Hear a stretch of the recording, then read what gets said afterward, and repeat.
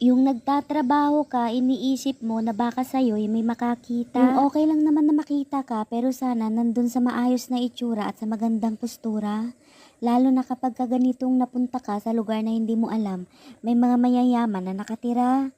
Paano kung makita kang namumulot ng basura? Nakakakaba, diba? Yung hindi mo naman ikinakahiya yung trabaho mo, pero dahil mahal mo yung sarili mo, gusto mong iiwas ito sa mga mata ng mga mapanghusgang tao. Dahil sa totoo lang, madaling sabihin na wag mo na silang pansinin, pero kapag nakikita mo yung mga matatalim nilang tingin, unang nasasaktan yung iyong damdamin. Yung kahit ayaw mo man silang pansinin, pero dahil tao ka lang, nagagalit din. Pero kung ikaw naman yung taong nagsisikap at ang iyong kinakain ay hindi sa kanila nang gagaling, huwag kang papayag na mamaliitin. Huwag kang mapapagod na lumaban, lalo na kung yung pagkatao mo na yung inaapakan kasi wala silang karapatan. Ibalik mo sa kanila yung mga ginagawa